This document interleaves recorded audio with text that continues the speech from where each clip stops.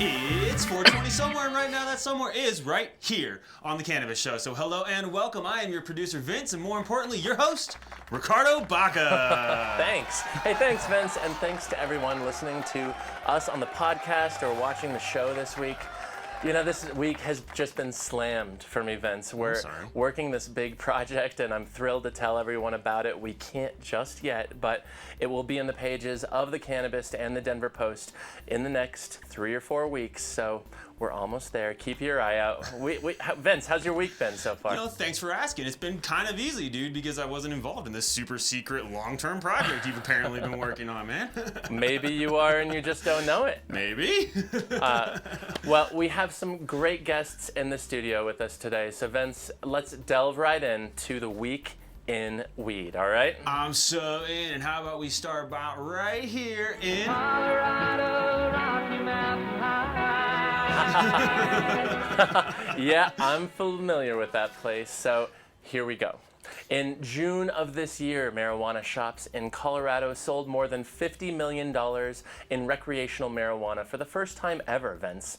To be exact, June's recreational totals were $50.1 million, and the state's medical sales in June totaled $35.2 million. That's more than $85 million in weed sales from my bad math brain. But more importantly, it's from a medium-sized state like Colorado, no less. You know, they are pretty big numbers, Vince, and especially when you see that the recreational numbers jumped more than $7.6 million from May to June, and that's a new record for month-over-month increases. So these sales numbers seem to lend credibility to the theories that say marijuana sales in Colorado spike with the state's high tourism seasons of summer and winter. Well, I mean, sure, if I'm weighing a snowboarding trip to Colorado or Utah, I'm going to Colorado. Well, why wouldn't you choose Vail or Breckenridge over Park City? I mean, with or without the legal weed, really, that's just common sense. Oh, yeah, sure. I'm going to trust that coming from you, the Colorado native. You're not biased or anything. Not biased at all, Vince. Now, in marijuana news elsewhere, a Top Chef champion, that's right, he won the Bravo show Top Chef. He's cooking a very fancy 4-course dinner in September near Boulder, Colorado, and each course will be paired with a different craft cocktail and a unique strain of cannabis. All right, I'll ask the question everybody else is asking. Where do I sign up? Exactly. You know, and first off, Vince, tickets to the event are $150, but Top Chef champ Hosea Rosenberg from Boulder is cooking you dinner. That ticket also includes your marijuana, your drinks, and even a shuttle ride from Denver to Boulder. Well, I'm glad you listed all that, dude, because $150, it seemed a little steep, but then, you know, you think about it, you think of all the things that are included, plus I've worked in my fair share of kitchens. I mean, come on, I was a freelance journalist. If there's one thing chefs know, it's food and pot. I'm going to go see what they have for me at their table, dude. It seems like a good deal. It's true. It's true. Chefs do know their weed. You know, what I like, too, is that the transportation is included. I think there's a level of responsibility that we're starting to see from event planners in this space, you know. The idea behind this dinner is you're going to eat and get high and drunk, and so they're providing a bus for you so you can get there safe. You know, I think my wife and I are actually going to try the dinner. Oh, I was hoping that I was going to get the invite, but I'll relax until the next one, or maybe I'll try to cover it for the Cannabist. What do you think? But the big question that I have is this where legal pot is going to head in the future here? You know, I think we're seeing different people experimenting with, you know, we've talked a lot about social use. We've talked about different events that try to incorporate marijuana into its infrastructure. So whether it's California or Vegas or Colorado, I think this is the direction ultimately that we'll see cannabis head. And it's something that maybe we'll talk about with our first guest. And she has a very fascinating claim to fame, Vince. She started one of the first accredited marijuana universities in the U.S. And that's right, you can sign up for classes on industrial hemp, on opening a cannabis business, and even dispensary management. How about that? So it's my pleasure to welcome Clover Leaf University's Chloe Villano to the Cannabis Show. How's it going, Chloe? Great, thank you. Thanks. Good to see you again. Good to see you too. We were on a panel together at this last High Times Cannabis Cup. That was fun. Yes, that was. Did you end up sticking around the cup that day and hanging out? Or? I did for a little bit. You know, it was a pretty intense event. It was just a lot in one day, a couple hits, and I was Oh my word. I was going home, you know? I don't even know how people do it. It's like some know. people have their dab mouthpieces on their necklaces and they're just walking from station to station. And I'm like, how are you standing up right now? I know. That's how I felt too. So Chloe, you run Clover Leaf Yes. University. I want to know how your pot school compares to other pot schools, especially some that maybe have been around longer, like we've all heard about Oaksterdam University. Yes. How does Clover Leaf compare? Well, Cloverleaf University we offer job training and certifications. We also offer continued legal education training, and we're working on a 5-part medical program, all certified by the Department of Higher Education. So we spend a lot of time on our platform to really make sure that we have, you know, all the accredited hours that you need to really learn certain subjects. Oh, sure. So even though I do love Oaksterdam and Dale Sky Jones and all of the people who are in this sector of education for the cannabis industry, Right. we really strive to provide really good levels of education for people. And there's a lot of information that's really, you know, it's not even there for anybody to find. So we're just growing and growing as we go. And it's necessary. I think the education component is so huge as we push forward in legalization. One thing I did want to ask you about, because when you hear accredited by the state, what does that mean? What was that process like? It was intense and it was not easy. It took me almost a year and a half. Oh, wow, And okay. we went through the Department of Higher Education's private occupational school board, so that goes by each state. So it's almost like real estate school or something. It's not like you're getting an accredited course that's going to transfer from college to college, or you're taking credits that you could just go and transfer to CU and take cannabis. But it's more of an occupational training, like, you know, dental hygienist or like a real estate agent.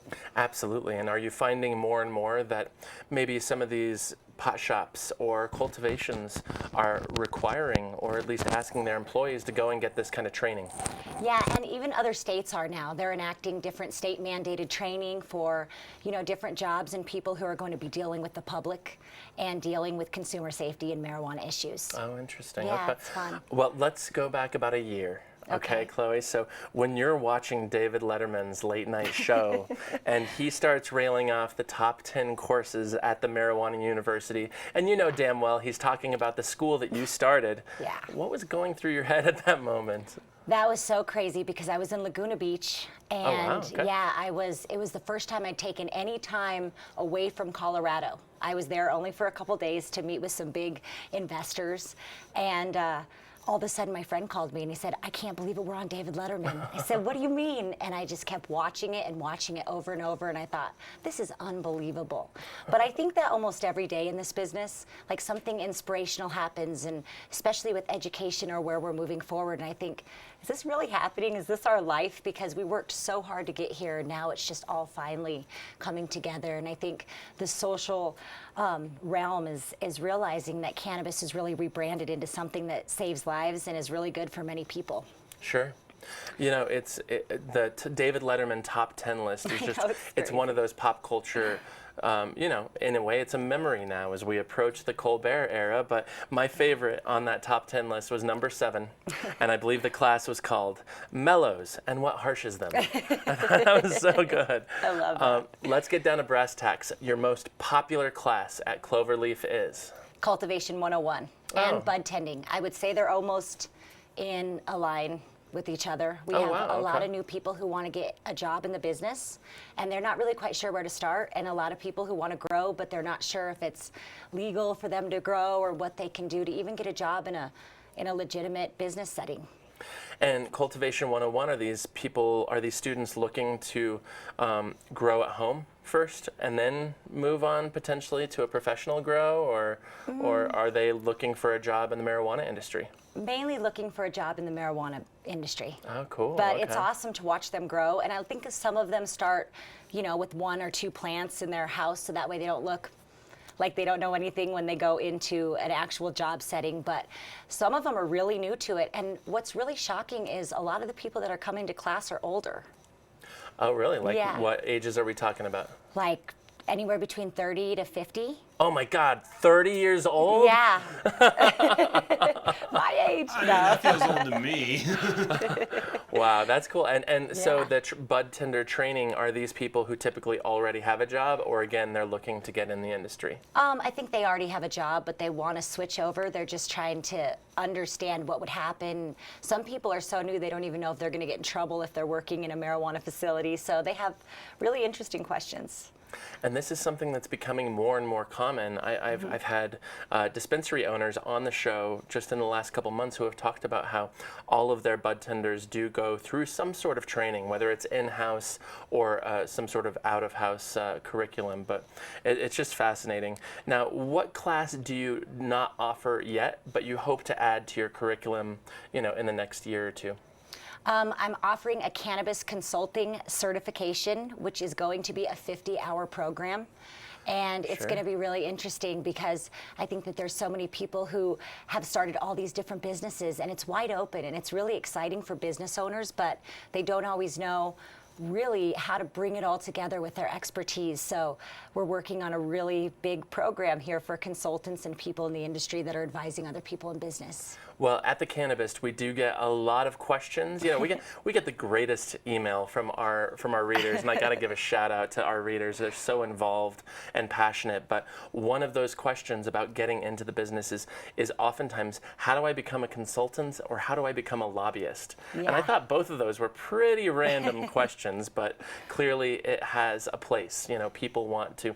Plus, if you're a consultant, you kind of get to do the freelance lifestyle, and it's kind of glamorous, right? Yeah, and you work for yourself, but there's also an 80% turnover rate on occupational licenses with the Marijuana Enforcement Division. So I think that people really do need support and training when starting their own businesses in this sector for sure. Wow, that's a high turnover. That is. Chloe, it's so good to see you. so good to We're see going you to talk too. again some more soon, very shortly, but in the meantime, thanks for joining us. Thanks for having me.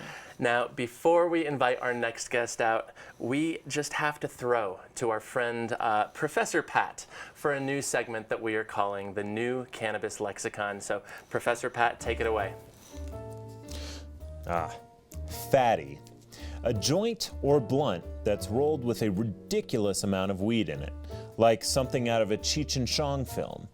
These can be rolled for parties or concerts to allow for a generous number of passes, or just by one really sad guy sitting alone in his apartment with nothing much to do. As in, Bill always rolls the best fatties for the party. All right, thanks, Professor Pat. Amazing, simply amazing. Now, our next guest is also capitalizing on cannabis legalization, only he's doing it via smartly branded apparel. Apparel like this t-shirt, which says, "Welcome to Denver, now go home." Pretty funny. Making his debut on the show is Chiefton Supply Company creative director and an old friend of mine, Bryan Dehaven. How's it going, man? Good, how you doing? Great to see you again. Thanks for having me, man. Have fun. And you met Chloe. Chloe. Hi, good to See you see again? you. And you helped me with the music festival that I started here in Denver. You were one of our Way back in the venues day. back in the day. Yeah. You owned a skate shop. Yep. And Did now that you for own a while. cool apparel company. I see the through line here. It's an evolution of awesome. Because you still look like you run the skate shop. This is Yeah. basically how you I've dress. been dressing like this since I was about 10 years old, so nothing's changed. So Bryan, here we are 20 months into legalization. What inspired you to start a cannabis apparel company now? Well, there's been a lot of kind of Colorado-themed apparel companies out there, and we're like, what's it missing? It's missing the cannabis side of it, and how so many people in Denver have embraced it and really kind of embraced Colorado and the cannabis movement, and we're like, well, we could do better, Could do better. Yeah. Meaning design or Not execution? only design and also execution and customer service. We really pride ourselves on not just designing well, but also working with clients and working with customers on a more personal level, and also with head shops and dispensaries and anyone else that would be into carrying a cool Colorado apparel line. I know you've made a new fan of producer Dane Yes. with this shirt in particular. Is this kind of one of your first designs for? Yeah, this has been our most popular. This is the headdress design. That's cool. And it was kind of this thing where we had all these great ideas, and it's like, well, what do we just pull the trigger on and do? And so of all these ideas, we kind of narrowed it down to, about 18 to 20 pieces that we actually produced. And it's an evolution, we'll see what does good and what doesn't do and Sure. grow from there. But this, by far, the headdress tee has been our number one. We have it now in 3 different colors Oh, sweet. and have sold out in 2 colors. So we're just, we're going to keep building off that. I can see why, Yeah, it's been great. and it is an evolution, because as we've seen, our love of marijuana evolve as we wear it. We wear it on our sleeves. Yes. We wear it on our chests. So is this a sign of just another sign of like normalization, or do you think the pot leaf stigma is shrinking or even disappearing? Oh, it's definitely on its way to being completely gone. I see it now. I walk into Cherry Creek Mall, and I'm like, there's zigzag references. There's all these kind of just stuff that's like very related to cannabis, and they're willing to just throw it right in the window. Right. And I'm like, that's awesome. It's just like it's becoming like beer was back in the day. My dad always had a Budweiser shirt on. Sure. So sure. why can't I have my cannabis shirt on? And be like, I think eventually it'll get to the point where it'll be just second nature, and a lot of apparel companies are they're calling it risky in California. Right. In Colorado, it's not risky at all, so we have a lot of different outlets. Yeah. Unless you're at Denver International Airport, Brian, yeah. where they have banned all Yes. all appearance of Yes. cannabis on commercial items. They were selling like Yeah. socks and flip-flops, and Yeah. and eventually the board at DIA said, no, we Yeah. don't want to allow that in our airport. So Right. Yeah. I guess it isn't allowed in one place in Colorado. It'll which get is- there. It'll get there. I you talked still- to a guy in Italy that his same thing. He'll throw you in jail for wearing cannabis-related T-shirts, What? and he's like, No. well. This guy had a head shop in Italy that I met. And Oh, wow, He was okay. he's like, yeah, it's very no. Well, along the same lines, let's talk about this next generation of weed design, because I know you remember the old school stoner T-shirts, the Oh, yeah. Marleys, the Yeah. fluorescent leaves, the generally crappy art design. Yeah. Do you think we need to move on from those old 420 aesthetics, or do they still have a place in this post-legalization culture? It's so funny because those were so old. Those were so old that they're new and fresh again. I know, the You know? 80s Remember that one, the revisionist. stone and his face is melting. My buddy had that one back in the 80s, and it's like, oh my gosh, that thing still gets sold. But I think now the consumer is a younger, they're really a lot more focused on fashion, and they care about the material. It's not just 100% cotton boxy tee with a big weed leaf on it. Right. We're They want really it to be trying soft. Yeah, we're trying to make it a little more classy and a little more subtle and not so in your face. Right, and Yeah. this is a good example of it, because Yeah, you're not totally. taking the traditional form of the marijuana leaf. Yeah. You're manipulating that form into Yeah. a very familiar icon that and we're who all doesn't familiar love the with. Colorado Sea? I mean, come on. This is something interesting. We were just talking about this camping a couple weekends Yeah. ago. I've always been such a freak about Colorado. I'm a native. I've always been very passionate about my home state, but it's only been the last couple of years that the Colorado Sea has become trendy. Would you guys agree? Yeah. Yeah, the flag was big, I guess, probably 5 or 8 years ago. But now the sea, it's so recognizable. It's like, okay, now everybody knows, and it's definitely kind of taken off. Yeah, don't you see more of it, Chloe, in All your the line of time. work, especially? How much has the marijuana industry co-opted that sea? You see it everywhere, usually with those leaves, usually Yeah. with some green. I love it. I'm a native too, so Oh, cool. I'm a big fan of the sea, but I do see it everywhere. And I You think do it's just see a new it. branding of cannabis that we're doing. I really like it. Well, I have a question for both of you. So, Chloe, we're bringing you back into the conversation. Colorado has taken on so many cannabis issues, after legalization. We've talked a lot about social use on this show. We talked about pesticides, banking, some very serious issues, some not so serious issues, but still important. And I want to know each of your guys' opinion on what is that next issue that we're going to be taking on in marijuana. Brian, let's start with you. Okay. What marijuana debates need to happen next? We've already talked about, smoking pot in public. Should that be allowed? Should Right. bars and art gallery owners be able to decide that for their own? So what else are you passionate about that you'd like to see get some face time? I think you hit the nail on the head with the public usage. I mean, that's in Colorado, it was such a big debacle on 420, people getting busted. And shutting down these supposedly legal operations, and it was kind of a joke, you know. And it's like, well, if we jump through the hoops and make it legal, then let's put it in fifth gear and go with it, you know, and really kind of work on how that looks as a business model for, you know, bars, restaurants, or smoke shops, or Sure. you know. And so, since you bring it up, what model do you think makes sense? Do you like this proposed initiative that might be put to Denver voters that would be a kind of all-encompassing approach, or do you like the scaled-back idea of cannabis-only clubs that wouldn't serve alcohol but could serve food and those kinds of things? I'm back in the cannabis only aspect of it. Oh, you are? Because Okay. you know, that's my opinion, because I could see some amateur hour young kids that just turned 21 like, oh my gosh, just Jaeger bomb, bong hit, you know, and it's like you do 5 of those in a row and they're done, you know, and I think it's kind of, you know, I'd rather be like, okay, let's smoke over here, get something in us, and then walk down the street and go to a different place and just kind of mix it up a little. Interesting. That's my Okay. take on it, just because I've seen Lodo at 3 in the morning. And you couple that with a bunch of those individuals, now they're baked, and it's Yeah. like, oh my gosh. But the baked individuals will probably not be awake at 3 in the Exactly. morning. I Yeah, can you got a point there. a first-hand experience. Chloe, what issue would you like to see get some attention now that we've tackled some of these other concerns? I think that, you know, the public smoking and the consumer issue is so huge.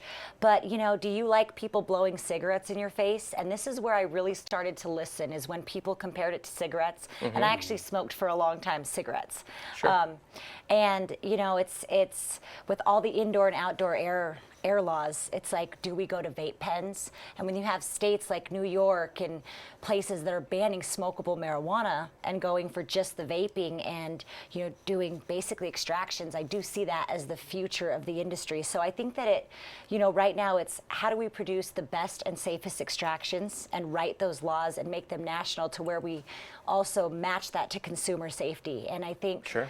you know, I don't want to throw the alcohol out immediately because we've been having so much fun for years, and you know, we should be able to do both. We do them at concerts already, Oh, you yeah. know.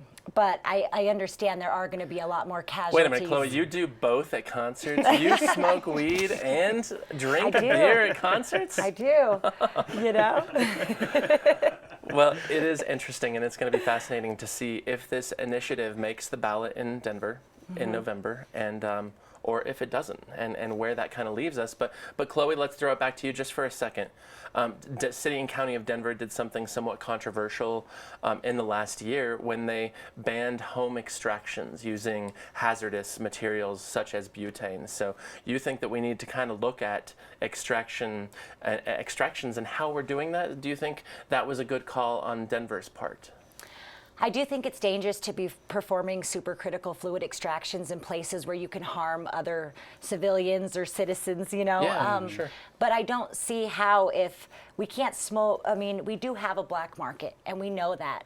So if we're going to ban smokable marijuana, you know, we can't think that these kids are not going to be blasting this stuff in 100-story ghettos and there's not going to be casualties. So we really need to make it so other people can work in the industry and that they can build careers in this sector instead of just saying that you can't do this, especially when they're not even allowed to have regular weed.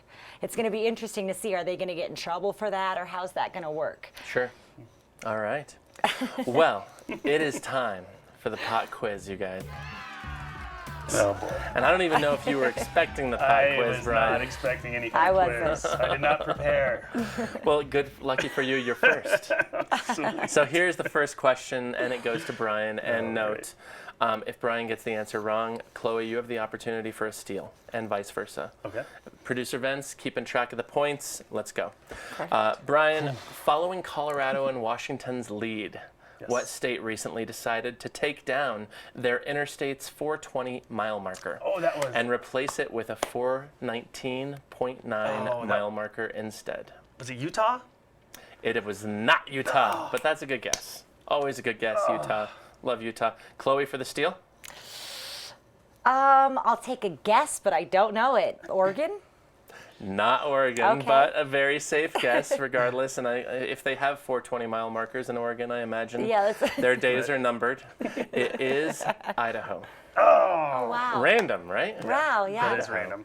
But I guess Idaho's somewhat in between us and them, so lots of traffic. I'm sure they smoke weed in Idaho also. Well, also, a lot of people are pulling over to the side of the road to like Yeah. selfie with Yeah. it, you know. And stealing it. That's true.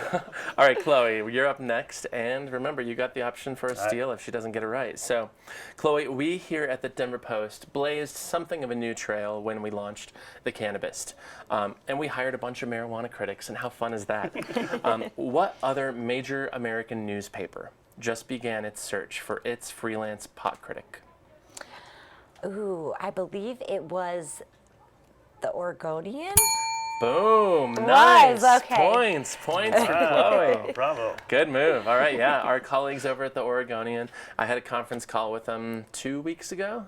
Yeah. They're moving Nice. forward. They're getting ready Cool. for October when their recreational sales start. So, and now they're hiring a pot critic. So I hope they have fun with Sweet. that. I've had a lot of fun with it. That's Our awesome. pot critic, we just called Jake yesterday because in Denver we have this crazy thing here called the corpse flower. Have you guys been following the corpse flower at Denver Botanic Gardens? And they have this crazy flower that's just disgusting when it blooms. It blooms supposed and to it sting smells too, right? nasty. Yes, it smells nasty, and that's how it brings in its prey. And we asked Jake Brown, our pot critic, to go out and write about the 5 nastiest smelling weeds. So he did. He wrote about cat piss. He Nice. wrote about Space Queen and 3 others. You'll have to go to the Cannabis to check them out. But Nice. Brian, next question. All right. Last week's 420 Games took over what major West Coast city by hosting a cannabis-themed run? Do I get an ABC option? You don't. No, but you do get that it's a West Coast city. Okay. Major West Coast city. I'm going to go with NorCal, San Francisco. Nice. There you go. Did I get it right? Points. Yeah, you got Yeah, it right. good job. Was that a guess? That was a good guess. Also, I'm That was just a now good noticing your sweet socks, dude. Like that? Yeah, do we need to get a dress for the occasion here. You did, jeez. You put a lot of thought into this. I did not put a lot of thought into this. I rarely do, but that's We okay. would love at Chiefton to be your new stylist. There we go, there we go. All right, Chloe, last question of the night. So apparently getting high and watching tennis is a thing, and I'm sure that's something you've never tried at all in your life. Try it. Producer Ben says go for it. What tennis player, currently ranked #1 in the world, complained twice at the recent Rogers Open in Montreal that, quote, somebody is getting high? Oh man, tennis is not my thing, so I wouldn't know where to start. Not even after like a wake and bake in the morning? No. Okay, all right, No, I'm not a tennis person ever. all right. But my dad did buy me a tennis racket every Christmas, so he's going to be very sad now that he's How does it feel to break your dad's heart on television? terrible. Okay, so do you have a guess? What's the really hot tennis player? Anna something? Anna something. No, not Anna something. No, okay. Brian, for the steal. Are you stealing this point, Brian? Is it a dude? Can't tell you. Dang it. So I hope you don't know. Oh my gosh. It would have been amazing if he just pulled it right out, like boom.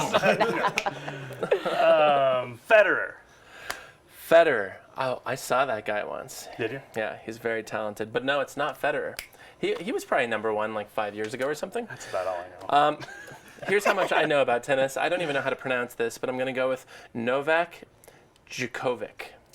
Okay. Producer Dane, is that okay? Producer Dane's giving me the So, you know, you guys both scored. Good work. All right. All right, Sweet. Team Cannabis Show. That was awesome. I want to say thanks to our guests, Chloe and Brian, and thanks to you all for watching and listening. I am Ricardo Baca. That's producer Vince right over there. Dane, Katie, Eric, the rest of the crew. Have a great day, everyone, and we will see you all next week on the show. Ain't afraid to get in. I be going for the jackpot with ace in my hand, I'm raw.